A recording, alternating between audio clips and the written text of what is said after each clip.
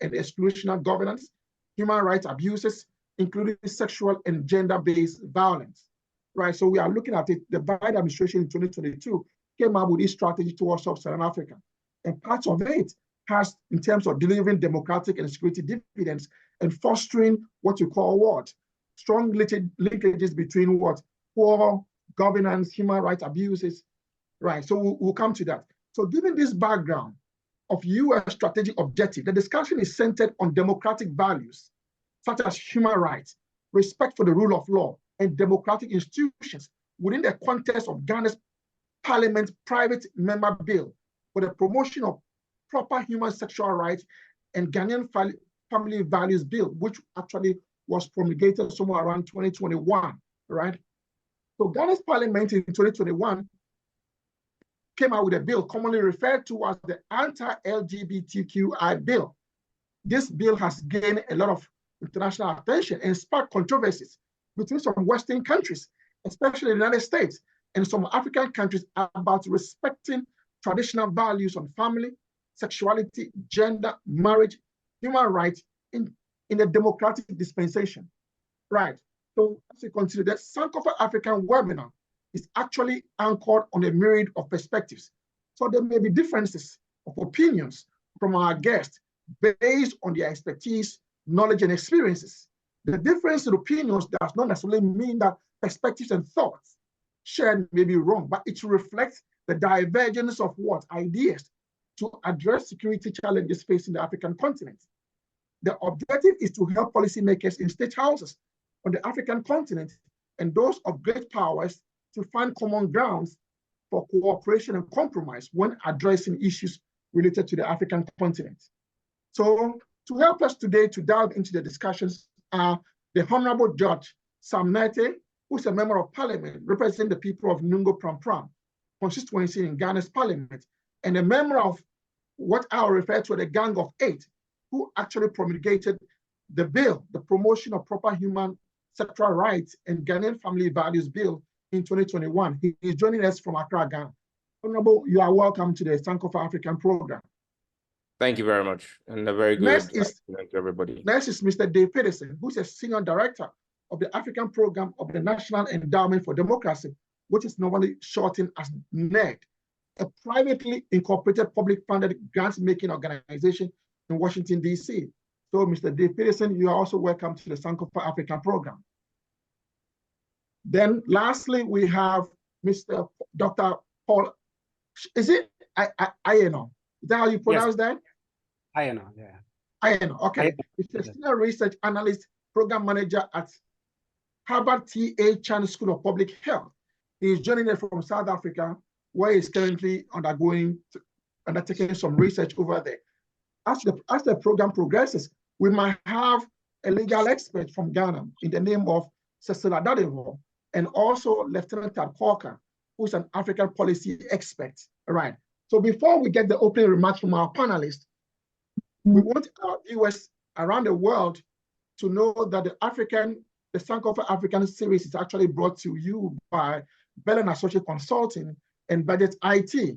So let's take a break and we'll play a promotional video from these two organizations who are actually what's organizing this program. So let's take a break, and when we come back, I'll get your opening remarks before we delve into the conversation. So Nancy, if you are ready, play the promotional video and let's come back and welcome our guests.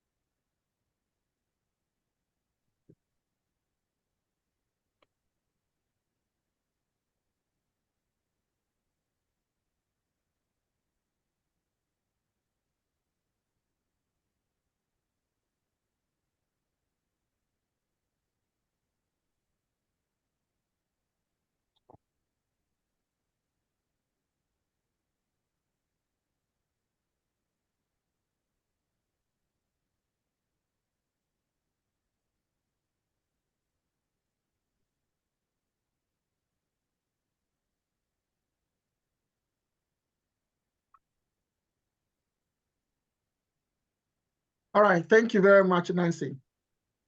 All right, thank you so much. All right, so let's get back to our guest. You are welcome. Now, I'll give you 1 minute for you to do your opening remarks. Whilst I take into consideration that the fact that Ghana is more or less the beacon of democracy on the African continent, and we have what U.S. Secretary of State Blinken actually visiting the African continent, and Ghana was kicked out. We had our neighboring country, Cote d'Ivoire and Nigeria on the other side. So whilst you give us your opening remarks, I want you also to take into consideration why probably Ghana could have been left out of his visit. So let's go to you first, Mr. Paul Ayeno. Want you open your... Right. Thank you for having me. I'm happy to be here, and greetings to my co-panelist from South Africa. I'm in Hootsbury, which is in the northern part of the country, 6 hours from Johannesburg. Thank you for having us this afternoon. Coming back to our agenda for today, first of all, I'd like to prefix my comments by saying that if we concerned to the idea of democracy and to be part of a just society, then we must ensure, all of us must endeavor to have what I call mutual respect and mutual accommodation for one another. And in a democratic state, it is not one's view that must always hold sway over the others. We must negotiate our competing interests, and we must find accommodation and the middle ground so that everybody feels part of the society. And societies where the majority is overly tyrannical towards the minority is not a just society. And a society must be able to accommodate its minorities, incorporate them, integrate them. And if we are on the cups of enacting laws that would discriminate and would affect health outcomes, would affect economic outcomes, and even social and cultural outcomes, then we must pause and take a second look before we make these very grave decisions. So that's what I would say for now. Thank you. All right, thank you very much. Let's go to Dave Pedersen. Let's get your opening remarks, take into consideration Blinken's visit to Africa. Well, thank you, Ben, and thanks to Sankofa for hosting this. You know, I was very intrigued to participate on this panel because it is a little bit difficult for me to understand exactly the motivations behind the legislation that you shared with me. It's been in the news for quite some time, and you know, certainly I'm speaking from my own perspective, not as a you know, on behalf of the endowment, but you know, it does strike me as being very harmful to Ghana's international profile. As you said, Ghana has long been a beacon of democracy in Africa.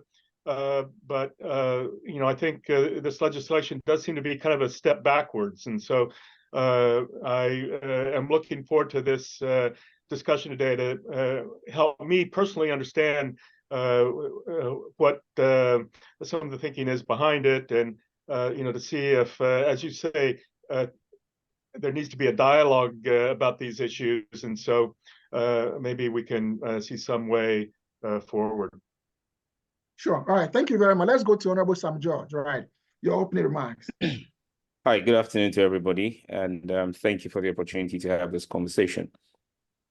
Let me pick it up from a point of agreement with Professor Ayeno that a democratic space must accept and respect everyone's views.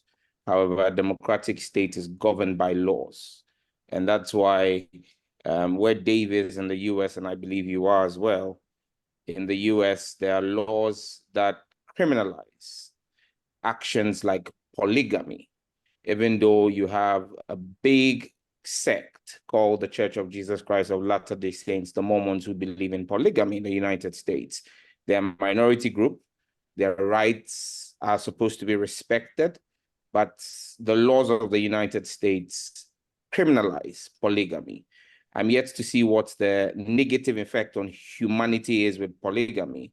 But the majority of the US state have decided and believe that polygamy is not the way their laws want to recognize unions, and as such have criminalized it. And that's American law. And nobody in this conversation so far has said that America is not a democratic state. America is a country that has more guns than human beings. There are about 300 million people in the United States and over 400 assault rifles and small weapons in the hands of private citizens in the United States. Children, American children, are more likely to die from a gun shooting than from any childhood disease in the United States. The leading cause of death in American children is guns. Many Americans think that there should be proper legislation on gun ownership. But the majority of people, even if it is economic in America, have decided that no, there's an amendment, the Second Amendment, and so people must have the right to bear arms. That is the essence of democracy. The essence of democracy is having everybody have their say, but the representatives of the people who sit in Congress or Senate or Parliament passing legislation that reflects the overwhelming desire of society. A society without norms and guiding principles is a jungle. I mean, it's not a society.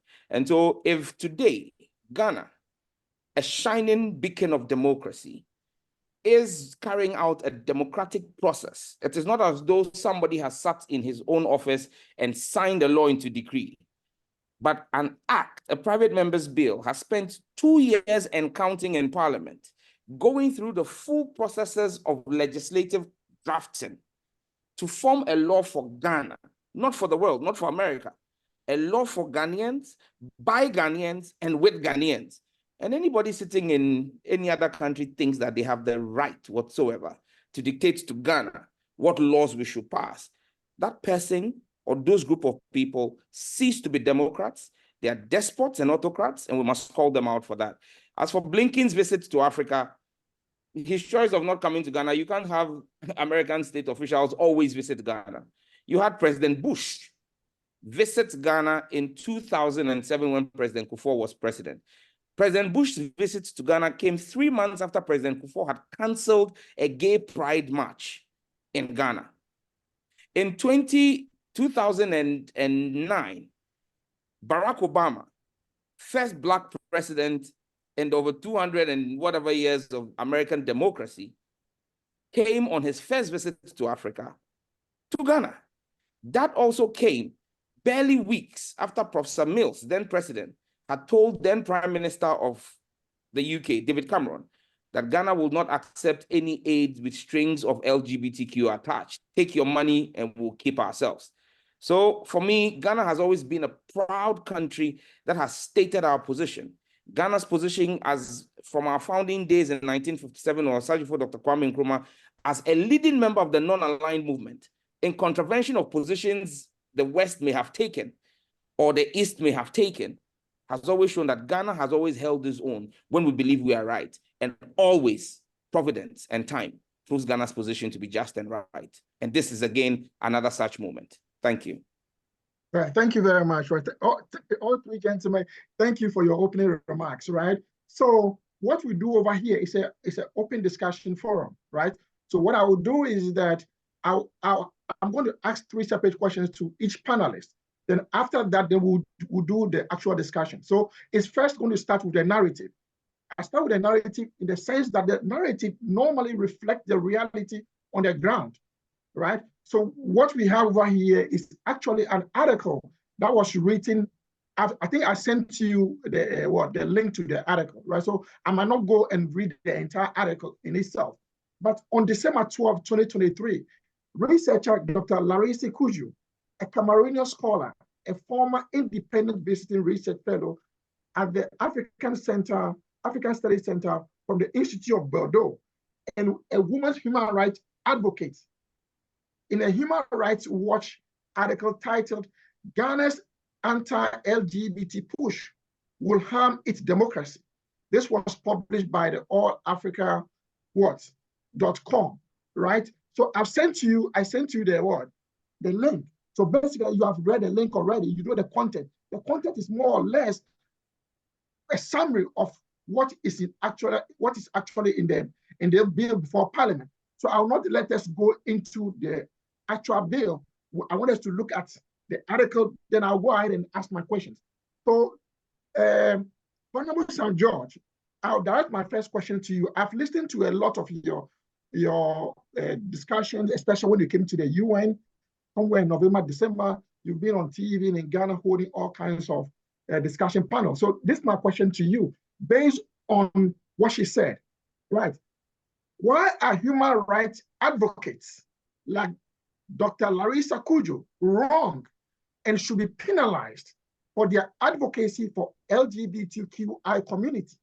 That regardless of sexual orientation, religion, race, gender identity, ethnicity, traditional values, and customs, each Ghanaian should marry whomever they love, and that marriage should be recognized equally under the law, to the effect that the promotion of proper sexual human rights and Ghanaian family value is inconsistent with the African principle of Ubuntu, which comes from the Zulu and Zawa languages, translated as showing humanity towards others. Ghanaian human rights obligations, including the Constitution, incite fear, hatred, and violence against fellow Ghanaian citizens. And its passage would be anti-democratic and authoritarian term for Ghana. Why do you think she is wrong? Thank you very much. First and foremost, without any malice intended to the researcher, Larissa Kudjo, she's not Ghanaian. She doesn't live in Ghana. She doesn't understand the Ghanaian context. It's fine for people outside of Ghana to think that they know what's going on in Ghana without understanding the Ghanaian context. First and foremost, her article is full of several inaccuracies and factual untruths. First, she claims that the bill is in contravention of the 1992 Constitution of Ghana. She doesn't state what article of the 1992 Constitution of Ghana the bill is contravening. Because again, if you read Article 39 of the Ghanaian Constitution, the 1992 Constitution, which we use in Ghana, it actually imposes a duty on the state to ensure the integration of, listen, appropriate customary values into the fabric of national life. This is the Constitution. Appropriate customary values. So if you say that the bill is violating the Constitution, what part of the Constitution? The bill is anchored on ensuring that appropriate customary values are integrated into our national fiber. Now, the same Constitution determines who the custodian of Ghana's customary values are, because Sam George cannot claim to be the custodian of customary values. I am an MP that has two traditional areas. So, but the Constitution recognizes the National House of Chiefs as the custodian of Ghanaian customary values. Now, if I will read for you what the National House of Chiefs have said relative to our bill and relative to the issue of LGBTQ, you will then realize that, well, Sam George and his colleagues have actually not said anything or done anything that offends customary values. In fact, as part of our work, the parliamentary requirement for this bill, you need to have, per se, public hearings. With the fourth public hearing was paid for and sponsored by the National House of Chiefs, and had the president of the National House of Chiefs, or Jiahoho JB II, present to address the summit and deal with the issues of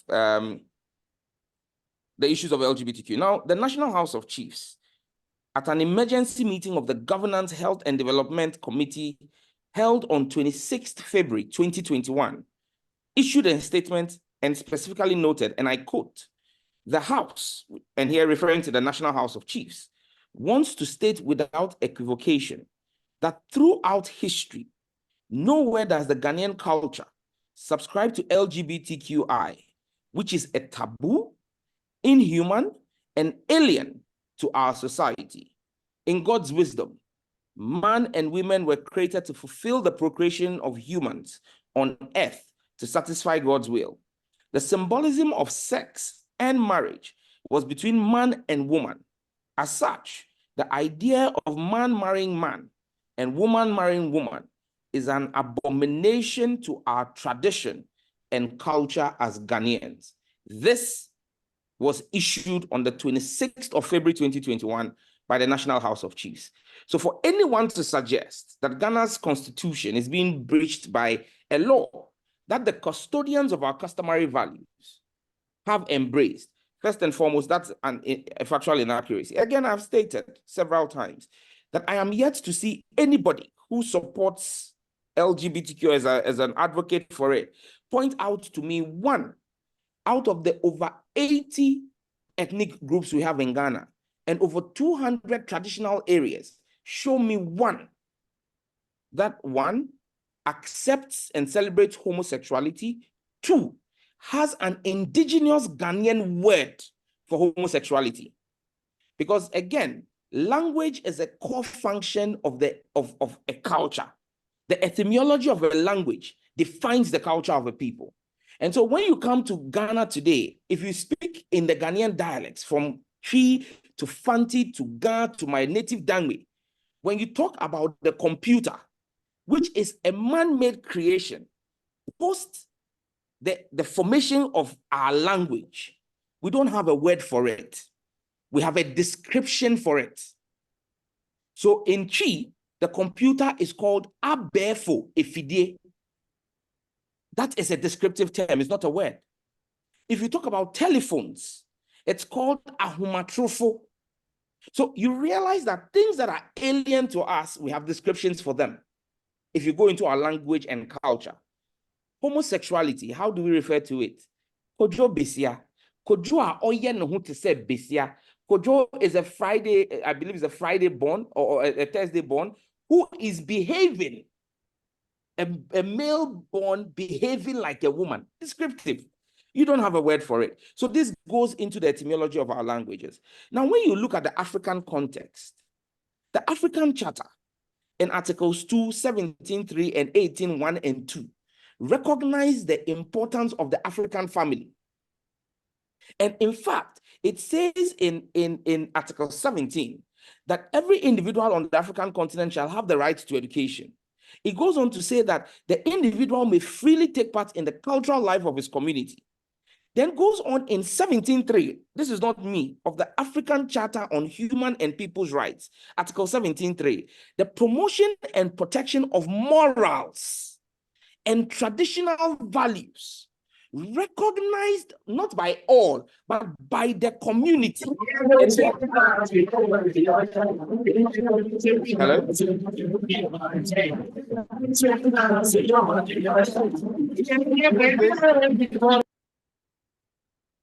Okay. Right.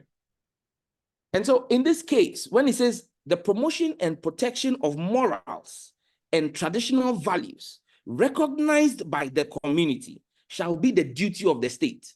So it means that there are a set of morals and a set of traditional values that the community must recognize. So it is not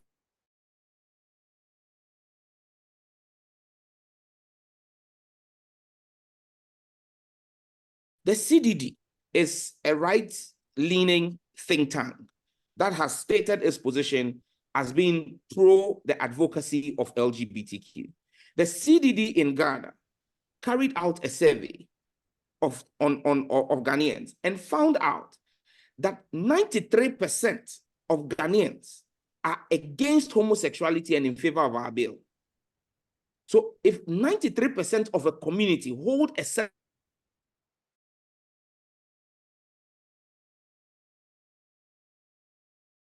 and we represent the people, do not have a responsibility to pass legislation that reflects the will of our people. In my earlier submission, I made reference to the laws on polygamy and the laws on gun control in the US as a reflection of the will of people. I'll give you two more examples. Brexit. Brexit happened in the UK simply because a referendum was held. Less than 60%, less than 2/3, just around 54% of British citizens of voting age made a decision in favor of Brexit. With all of its attendant challenges, the UK government had to comply Parliament had to comply with the articles of withdrawing from the European Union. Again, when you look at people's religion,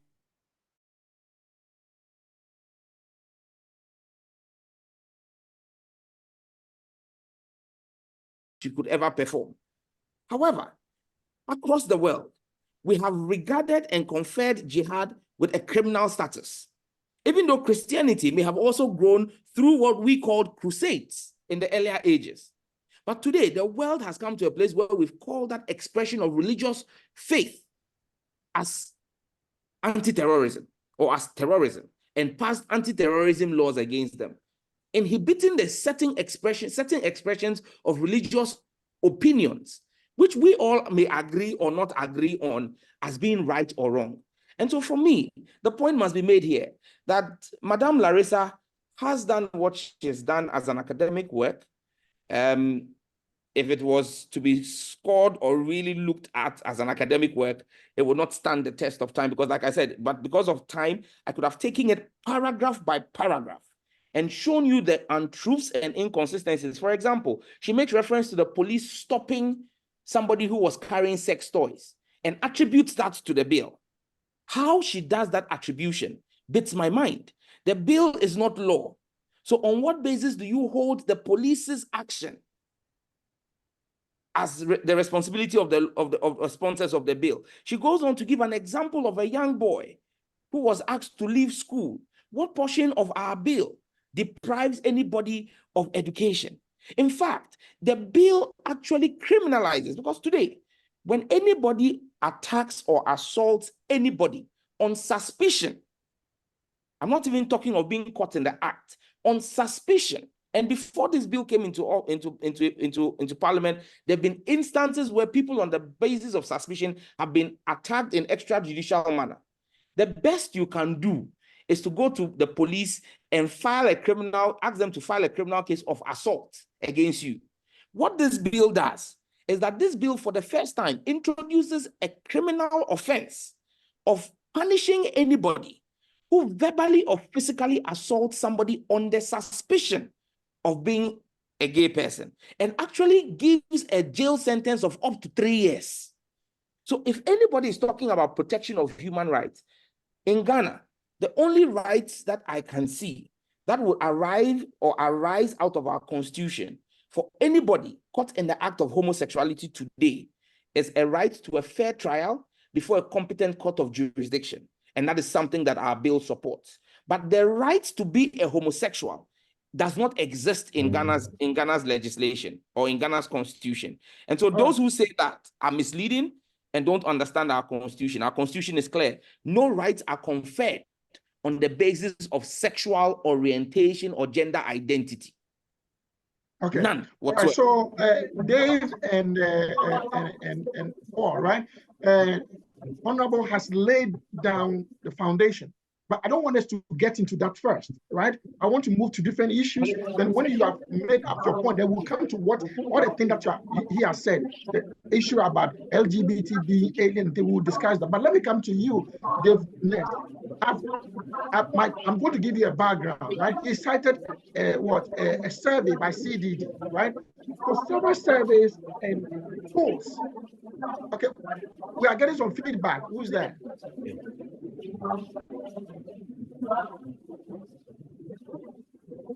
Okay, several surveys and polls by reputable think tanks, research institutions, CSOs, and media houses. Okay, we are getting some feedback. Who are we getting it from? I see a Russian flag with a hand raised. It looks like Vladimir Putin is hacking it. So somebody's hacking my network.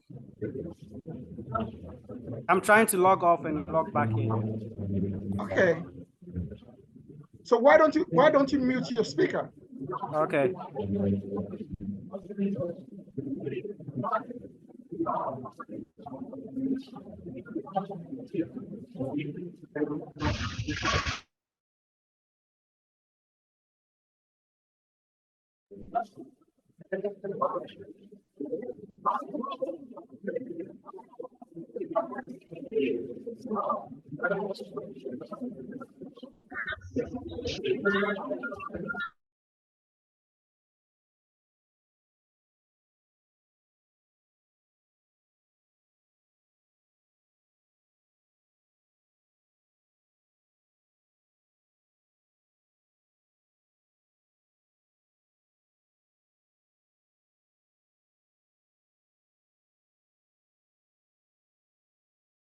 Yeah, Prof, Prof, you've been muted. So if you can unmute yourself so we can proceed.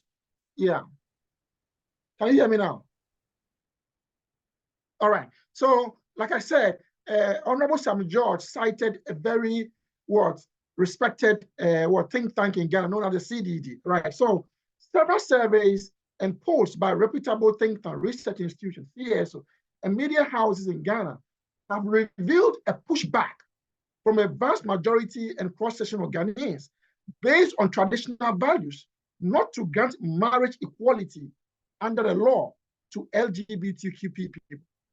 Given the history of the journey to marriage equality in the United States, in terms of effort to legalize same-sex marriages, right, at the federal level, beginning in the early 1990s from the Defense of Marriage Act, right, DOMA, which was passed under Bill Clinton in 1996, defining marriage as between a man and a woman, to the June 26, 2015 landmark 5-4 Supreme Court decision in Obergefell versus Hodges that granted marriage equality and became law of the land and granted same-sex couples in all 50 states the right to full equal recognition under the law.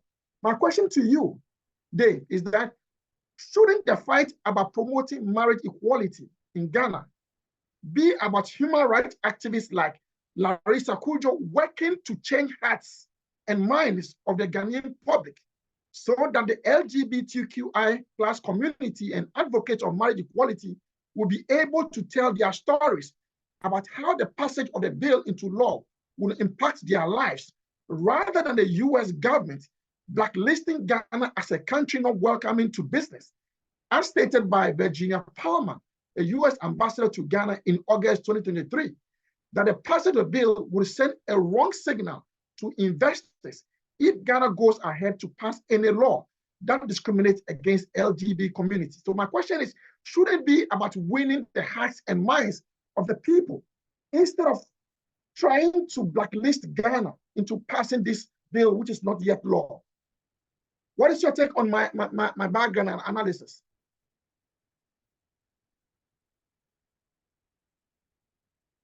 Unmute your microphone.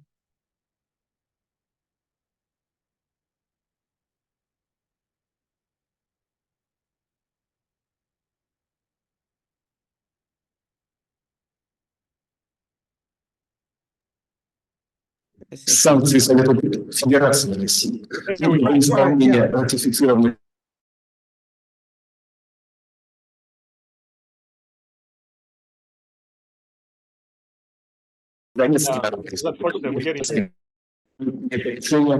решения специальной военной операции. В связи с этим, в соответствии со статьей 52 частью 7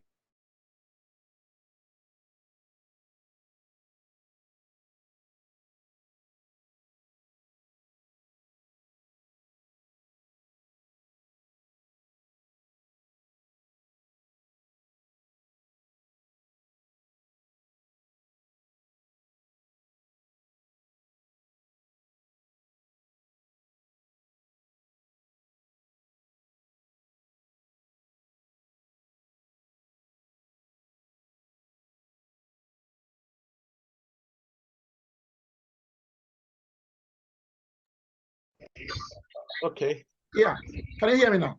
I can hear you now, and I think I can respond. Okay. I think it's a shame we're getting hacked here, but I'll try. I think nobody wants to isolate Ghana or sanction Ghana over this issue. In the United States, the whole issue of gay rights is one that has evolved really only in the last 20, 30 years. You know, I highly recommend for people that are interested in understanding a little bit about the American experience.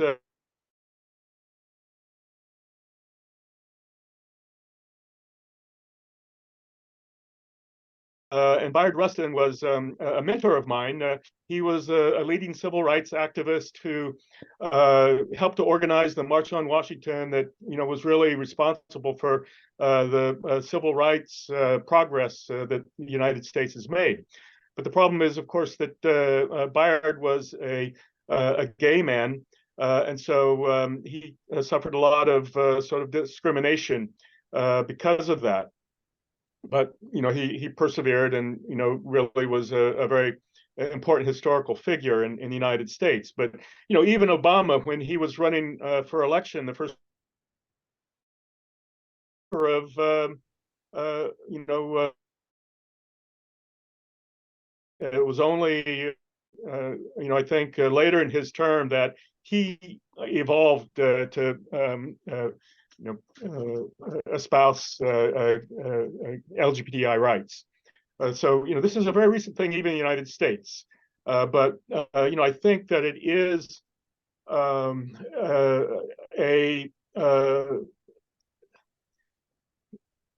process that is important in the evolution of democracy. You know, that I think, you know, in terms of where Ghana sits right now, you know, in my reading of the legislation, it was a little bit difficult for me to understand. You know, it seems that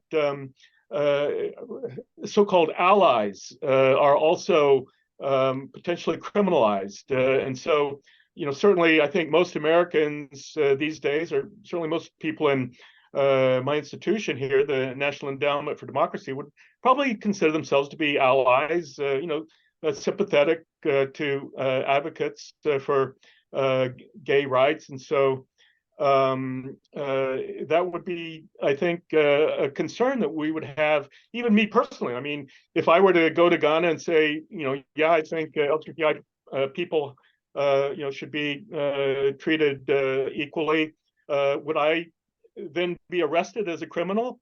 You know, I think, to be quite frank, you know, we every 2 years have something called the World Movement for Democracy Assembly. It's an international conference. We bring, you know, hundreds of people from around the world, you know, to talk about democracy. And you know, we wanted to do the conference in Africa this year. And you know, we were looking at a number of countries that have a democratic reputation. You know, Senegal, South Africa, and Ghana. But you know, I think concern that you know, participants might be harassed if they you know, I mean, obviously there are a lot of organizations that are advocating for LGBTI rights, and I think there was concern that those people, you know, might suffer some harassment if they were to travel to Ghana. And so for that reason, Ghana did not get chosen as the site for this conference. We're going to be holding it in South Africa instead. You know, so I think it's a bit problematic. You know, another concern, I mean, the endowment is supporting a lot of LGBTI rights organizations around Africa. You know, there's a group that I find very interesting in the Republic of Congo that you know, they don't talk about LGBTI rights. They talk about sexual minorities, but you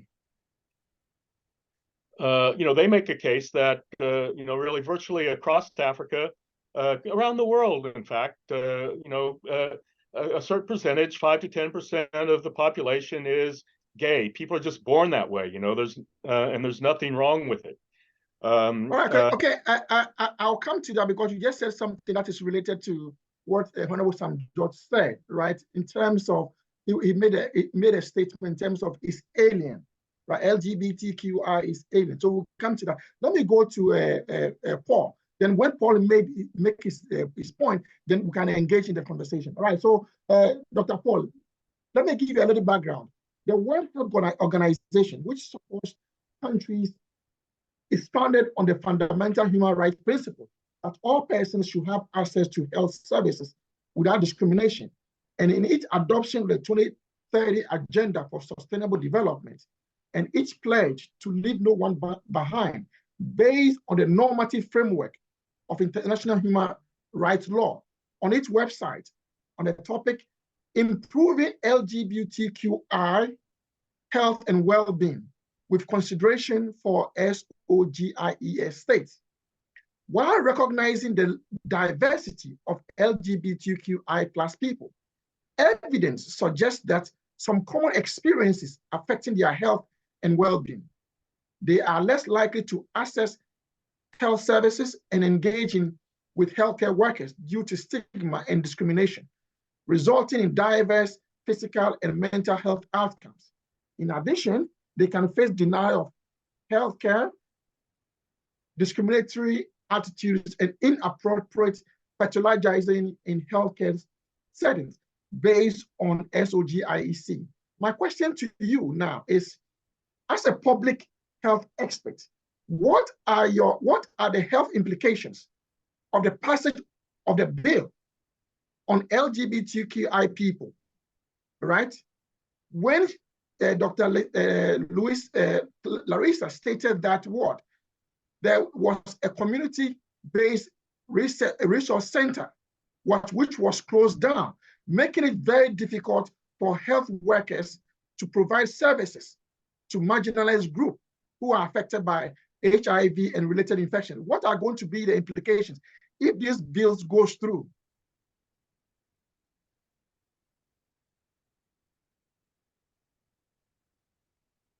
Dr. Paul,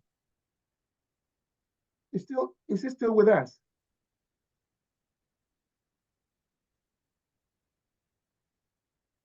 Right, he talked about he might have internet issues. So okay, if he is not here, now let's get back to let's try to open the discussion now. Now let me get back to Honorable Sam George first. He used the word LGBTQI is alien, right? But at the same time, he said what? We don't have a language for it. So it's what? So that means these people existed or they live in our society, right? I'm a Ghanaian, so I know what he's talking about. They live among us. So how is it that LGBTQI rights now become something that is alien to us when we have these people for centuries or probably for hundreds of years already living with us? All right, thank you. Thank you very much. You've had people who may have had gay tendencies or inclinations live with us, and that's not something anybody's running away from. I mentioned it, okay? But the point is, at no point in our past have they advocated for rights. They've always been on the fringes of society in every community. As you speak right now in the US, I go back to the issue of polygamy. Polygamy is illegal in the US, but there are communities that practice polygamy quietly because they're not pushing and demanding that the rest of America complies. At times, law enforcement turns a blind eye to what they do. Okay, so we've always had them. Yes, they've carried out their inclinations in the privacies of their bedroom. Listen, people say this is a rights issue. It cannot be a rights issue.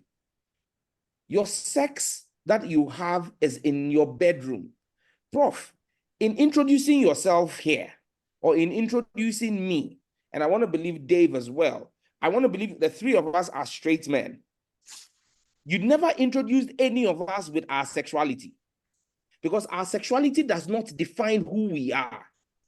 Our sexuality is a matter of private business between us and whoever our partners are. But when people choose to make their sexuality a definition of who they are, and everything about them and every conversation must start with their sexual preference. When you bring your private sexual preference and seek to make it an issue of public policy, society will determine for you what whether your sexual preference is right or wrong. Now, let's just get a few things clear. It's unfortunate that the conference Dave spoke about chose to go to South Africa because they felt, well, if they came to Ghana, someone will harass them. If you came to Ghana and attended a conference, and your conference was to discuss democracy, and you sat in the conference room and spoke about democracy, why would anybody harass you? When the Queen of England, God rest her soul, Queen Elizabeth II, visited the King of Bahrain, she wore a veil out of respect for the culture of the people of Bahrain, that a woman does not go with her hair uncovered before royalty. That's the Queen of England.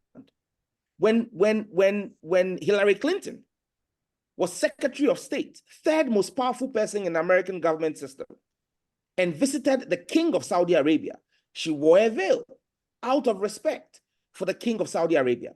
So Dave, why would people from the US come to Ghana and think that you should come to Ghana and not respect our culture? And think that you should come to Ghana and say things or carry out activities that our culture is not comfortable with?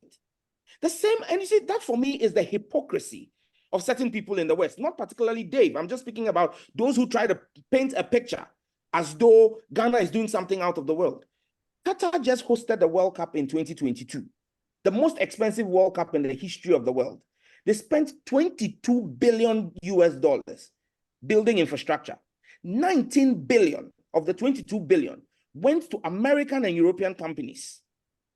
In Qatar, the punishment for homosexuality is death. Death.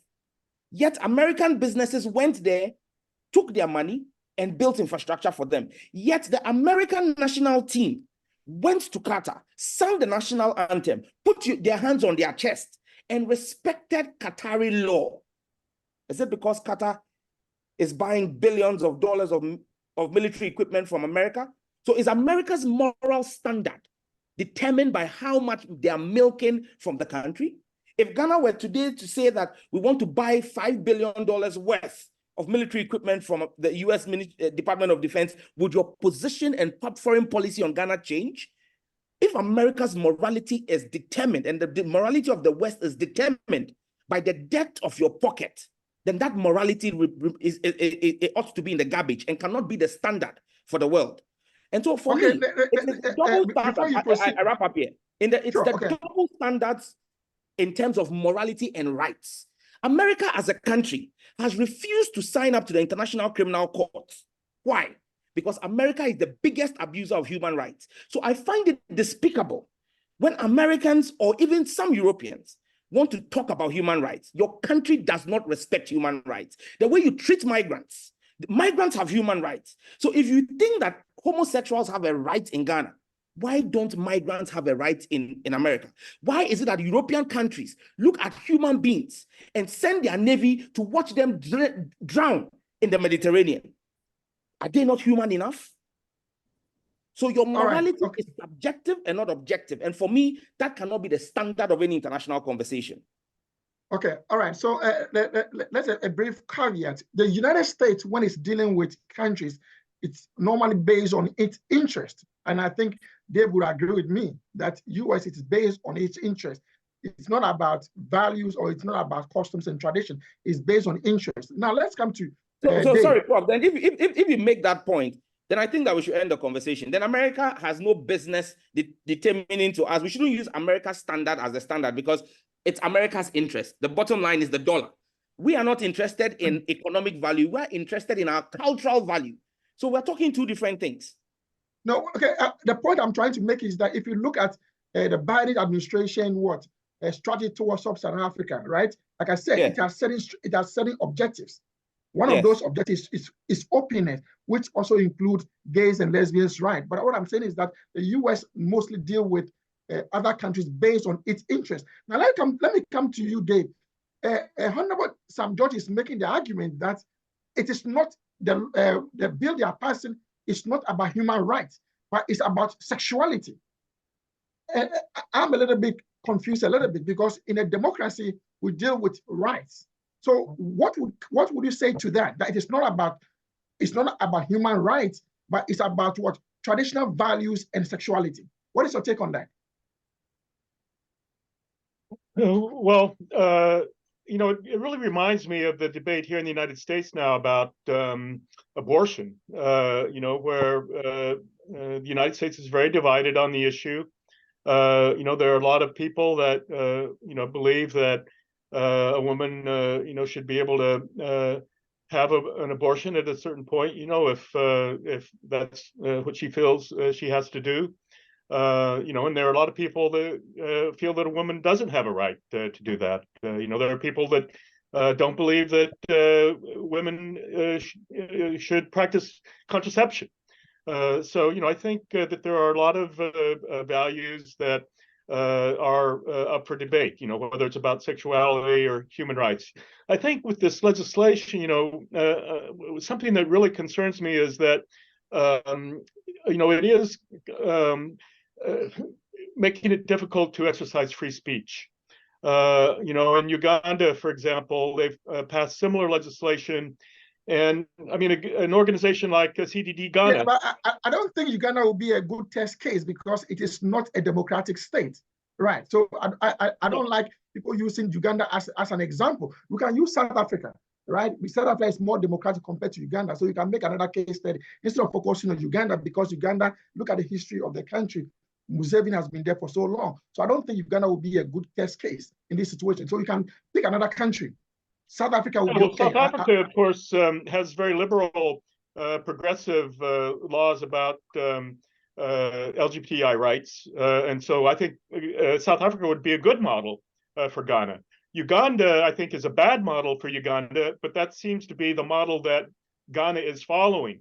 In the case of Uganda, it's against the law to espouse support for LGBTQI rights. And so an organization like CDD Ghana is very afraid that, if they say something in support of LGBTQI rights, that they could be closed down. And, I think in general, people, civil society organizations, human rights organizations, especially, health organizations that, might be concerned about LGBTQI persons, are going to be afraid, that they will be shut down if they express their opinions. Yeah, but has NED reached out to Honorable Sam George and his team who are working on this bill? Have you reached out to them? Well, to know the real intent. Yeah. I mean, we don't engage in diplomacy directly, but we do support our partners. So, the endowment is a grant-making organization. In the past, we've supported organizations in Ghana. These days, we only work in, we focus on countries that are non-democratic. And so because we believe that Ghana is a democratic, stable country, we don't have a lot of programs there, but we have supported the Afrobarometer, for example, that's based there, a few other organizations that are doing, I think, very important work throughout Africa. Like I say, we believe that Ghana is a beacon of democracy. I was very privileged to observe the elections, I think it was 2016 or so, and I think they were the best elections that I've ever seen in Africa. They were, very democratic, in some respects better than the American elections. So, I think Ghana has reason to be proud of its democracy. And that's why, I'm a little bit disappointed with this legislation. I understand there's cultural values and, people in the United States,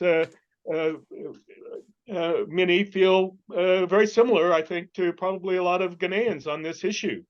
All right, so hold on. Let's go back to some of our observers, right? I see one, Derek James, he's had his hand up for a while. Derek, if you are there, do you have any question for any of our two panelists?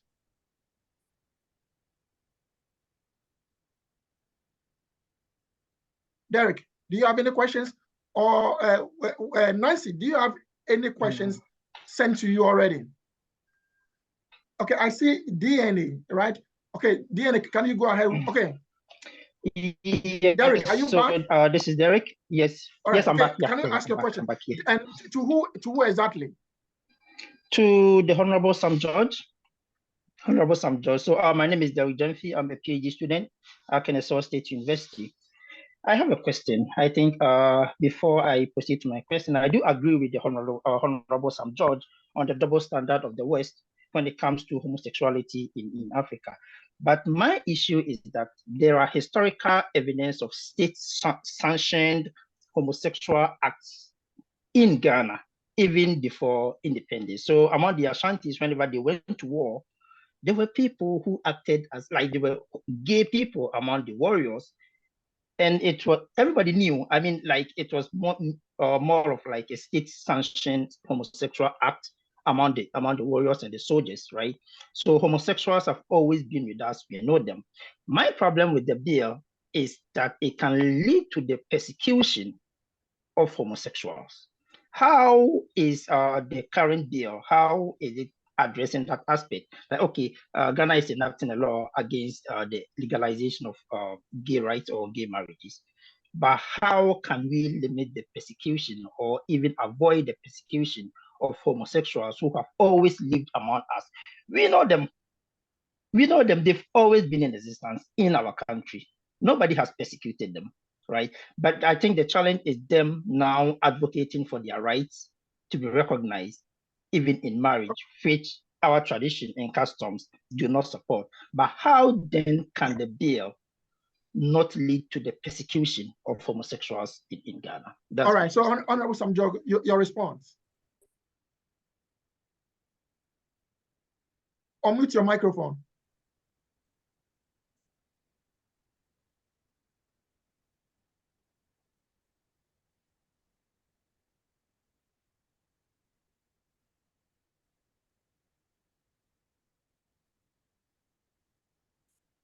All right, so. All right, thank you. The host had restricted unmuting, so unless the host muted me, exactly. Thank you very much. Just to answer Derek's question, let me just state clearly that, respectfully, I disagree with Dave. South Africa would be a wrong example for Ghana to copy. Since South Africa liberalized same-sex marriages in 2006, they have seen an over 300% spike in STIs and HIV/AIDS prevalence. So that is not an example Ghana will want to follow. And that's why we should not open this Pandora's box. The statistics show, and even the Ghana AIDS Commission has been clear in its statistics, that men having sex with men is raising the HIV prevalence rate by 70% in Ghana. The CDC from the United States says that it is 40 times more likely to get HIV/AIDS as a man having sex with a man than a man having sex with a woman, and even 400 times more when you're talking about a transgender. So the science and evidence shows that this is not a good example for us to follow. Now to Derek's issue, I've made this point earlier when Prof made the point that, yes, we are not going to run away from the fact that homosexuals have lived with us, but they've never made it an issue of public policy and demanding rights. Okay? Honorable, hold on. I think we're getting some feedback. I think it's from DNA or something. Yeah. DNA. Can you, okay, right. Okay, so go ahead. And so it is the issue of them now demanding rights and demanding that they want rights to have marriage recognized. They want to be able to adopt children. Forget the bill I'm sponsoring today. And you see, that's what many people have not averted their mind to. There is nothing in the bill, possibly the only thing in the bill that is new is actually protection from extrajudicial treatment for persons accused of LGBTQ. That's the only new thing in the bill. Let me read. Clause 22 of the bill as proposed is titled Prohibition of Extrajudicial Treatment. 22(1) reads, a person commits a misdemeanor if the person, whether verbally or physically, abuses, assaults, or harasses a person, A, accused of an offense under this act, which is the homosexuality, acts of homosexuality, B, suffering from any gender or sexual identity challenge, including LGBTQIA+, or any other variant, and goes on to say that a person in 22(2), a person who commits a misdemeanor under subsection 1 is liable to a fine of not less than 500 penalty units or not more than 110,000 penalty units, or to a term of imprisonment not less than 6 months and not more than 3 years. So you realize that we are actually taking steps to protect persons from extrajudicial treatment, from harassment. We've been very mindful as lawmakers to ensure that we respect the fundamental rights to a fair trial. And that has always been our position. And that is why any organization, for example, the office that was closed down in February 2021, was set up as an advocacy office for LGBTQ rights. You cannot advocate for something which is criminal in a country. Today, if something is criminal in the US, you can't say because you have a right to free speech, you are going to start advocacy for that criminal offense. Today, as we speak, again, forget the bill. Section 104 of the Criminal Offences Code, Act 30 of Ghana, 1960, criminalizes unnatural carnal knowledge. So it's already a criminal offense. When people say Sam George and his colleagues in their bill are preventing people from adopting or fostering children, I say to them, go and read the Child's Act of Ghana. The Children's Act of Ghana prohibits anybody not in a regular traditional union of a male and a female from adopting a child. So what this bill is doing is just picking bits and pieces of legislation from various Ghanaian legislation and then harmonizing them into one single piece of legislation. When it talks about open show of affection, I am a heterosexual man. I'm married to a beautiful woman. But today, if I sit in a car with my wife and go to the La Pleasure Beach, and decide that I want to have sex along the beach with my wife, I will be arrested with my wife, even as a heterosexual man, because it is our laws refer to them as indecent exposure. So if we put the same thing in the bill for homosexuals, it is not a new thing because it even applies to heterosexuals as well. And so there is nothing in this bill that is unique to only homosexuals and doesn't apply to heterosexuals. And so, all right, so let me come to you, Dave, before we go to Rock, right? Hold on. Let me come to you, Dave, right? One of the inalienable rights, right, that is granted under the Constitution, or when we go back to the state of nature, social contract, is the right to have a family, right? Does it mean that this bill deprives homosexuals or gays and lesbians the right to have a family by loving whoever they choose to love? Does it deny them the right to have that family?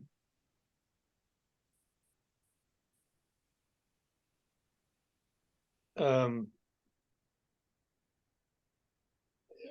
not sure I understood your question, Ben. The law is denying LGBTI persons the right to have a family, you're saying? And correct. And, yeah, based on the law, the bill that they're trying to pass. Yeah. Yeah. I mean, obviously here in the United States, a lot of people see things differently. I think in that regard, something that I found a little troubling in, my looking at the law was that, within a family, if a mother, for example, found that her son was gay, that she would be compelled to turn him over to the police. And I found that a little bit disturbing, that within a family, I mean, people are compelled to inform on each other and to, turn over to the police people that they suspect of being gay. So I think it's good that the law does prohibit extrajudicial attacks on LGBTI persons, but the fact that it does seem to mandate that people expose people they think are LGBTI and turn them over to the police. All right, so let's go. Can I just quickly jump in on that, Prof, please? Okay, go ahead. I just address this again. That's not what the law says. The law, and I'll read again what it says: prohibition of extrajudicial treatment. Again, and this is part of the amendments we've done, 19. It reads, a person who has knowledge that an offense is committed under this act shall report the commission of the offense to a police officer, or in the absence of a police officer, to a relevant authority of the community in which the offense is committed. This is different from saying that I suspect my son is a gay person, so I'm reporting him to the police.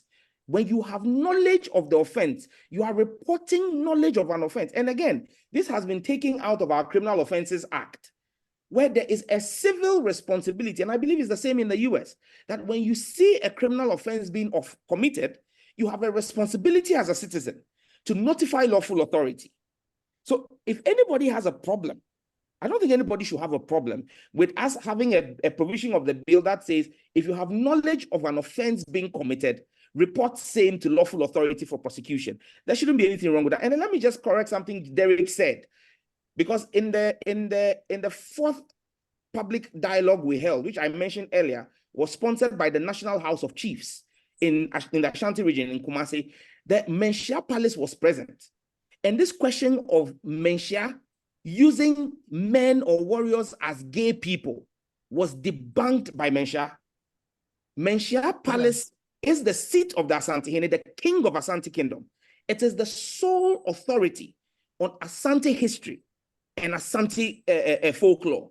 And so when they say that there has never been any Asante state-sponsored policy on using gays or having gay warriors in Asante Man, we must disregard some of the literature which I have read from Europeans and Westerners who claim they have come to do research on Ghanaian history. The owners of the culture are telling you this is what our culture has been. All right. Thank you. Let's go to Rock. Rock, do you have a question? Rock Vision, do you have a question? Let's listen to you.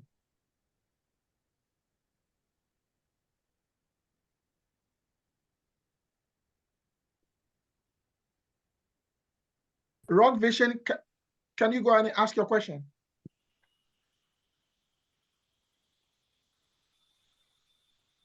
Okay, DNA, go ahead. Can I come in? Yeah, go ahead. Okay. Good morning, good afternoon.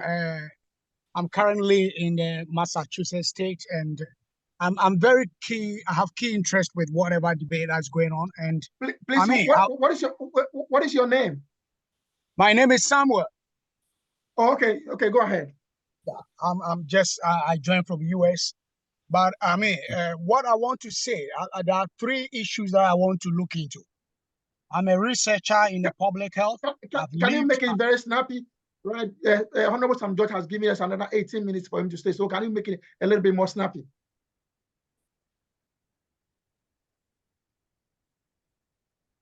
Go ahead, Samuel.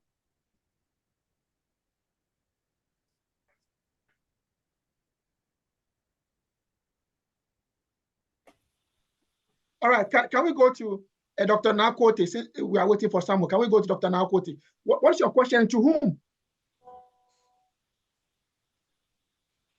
I think the host has to unmute them. Can I be heard? Yes.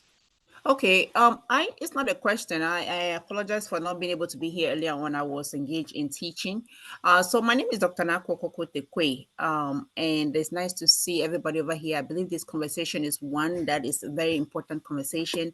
I a cultural anthropologist, Honorable Sam, you did say that that one particular researcher was not a Ghanaian. Well, in your face, I'm actually a Ghanaian born in Ghana. I'm a Ghana lady, so I'm one of yours. And I do understand where you are going with the bill that you're trying to pass, but I think there is a lot of things to be considered. I have a lot to say, but I'm just going to break it down. Any conversation that we have to do that is talking about homosexuality, okay, in terms of the African context.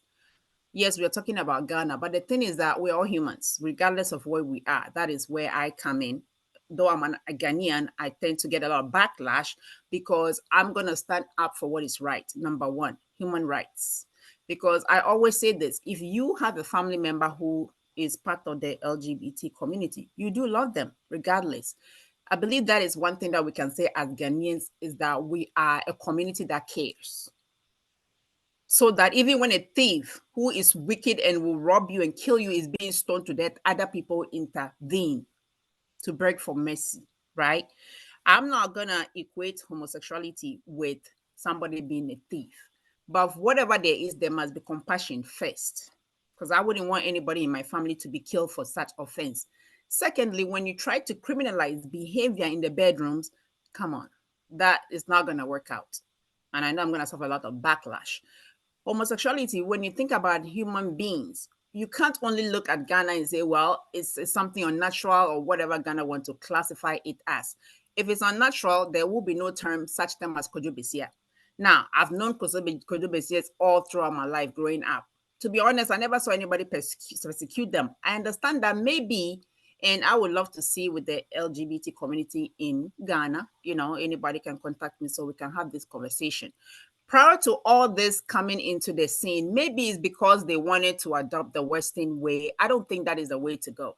I stand with Dr. Benokwe in the sense that this is a cultural education issue. It's a cultural education issue. Strictly, it doesn't have to come to the political terms, because punishing people for what they may have been born as, I don't know where you stand on that particular. Obviously, you're not going to say that people are born like that, because if you do believe that people are born like that, then you're going to criminalize their behavior, right? So since there are researchers that are saying that perhaps people are born like that, and there are researchers that are saying that people are not born like that, what I want to say about that is that if you look all around us, all different kinds of cultures, because I'm a cultural anthropologist, that is what I do. I look at behaviors in different types of cultures. There is the Hijras in India who can be translated as kojobesias. We have the Katoi in Thailand. We also have the Fafafini in Samoa. The behavior of, or the practice of homosexuality is not exclusive to the African continent. We can find variations of it all around the world. That alone should tell you that this is not something strange that just popped up in Ghana. So what I have a lot to say, like I said, I would love to actually sit one-on-one with you to have this conversation, because whatever it is, I think human rights should be put first. I personally have seen videos of people going to two men's hotel room and pulling them out and beating them. Hotel that they spend their money to pay for. I don't agree in that public display of affection, because like you said, even as a heterosexual male, we don't expect you to be sitting in the corner and kissing your wife that you have wed. It is not Ghanaian culture. So that's fine. We're not gonna say that, hey, homosexual is okay for you to just display, because I don't want my child to be seeing you, a heterosexual male, engaging in sexual activity in the beach. I don't want the same thing for my child. I don't want Doctor, can we get Honorable Sam George response on yes, on that? I was just gonna jump in there and say that, Doc, with the greatest of respect, you've had quite a number of contradictions in your submission, respectfully. Because you see, when you say human rights, first you use the word human rights. You say that these are not, so you don't see why politics come in. Politics defines what rights are in a democracy. Rights are defined by politics. So you cannot take politics out of the question when you're talking about what are rights. Secondly, I am not a member of parliament in the Parliament of India or the Parliament of Thailand and the places you've mentioned. I'm a member of parliament for the Republic of Ghana. I am not making laws for Thailand or America or anywhere else. I'm making laws for Ghana. And so when I make laws, you can't tell me what happens in Thailand or in another country must determine what we will pass laws for. There are laws in the US. For example, the Second Amendment, the right to bear arms. It is not the same in Ghana. You cannot just wake up and walk to a shop in Ghana and buy a weapon. No, there's stringent rules. So are you going to say... Yeah, but Honorable Sam George, but that is not an international value. The right to a gun is not an international, it's not a universal value. Hold on. Yeah. Who has made homosexuality an international value? Who? This is my question to everyone, from the anthropologist to you, Prof. Who has made homosexuality an international value? I challenge and dare anybody. No, I'm saying that the right to a gun. No, the right to a gun compared to LGBT. Listen, they are the same. A human rights issue. No, it is not a human right. Listen, the global consensus on human rights is determined in the UN Declaration of Human Rights, which is 75 years old this year. It is on the Universal Declaration of Human Rights that I went to address the UN in November last year. Yeah. There is nowhere, there are 30 rights. If you take the UN Declaration of Human Rights, there are 30 rights, 30 enshrined in that document. None of those rights is LGBTQ, none whatsoever. So I'm asking, when you say something is a right, who determined what is a right? Who made it a right? You see it as a right. You see it as a human right. I see it as a human wrong.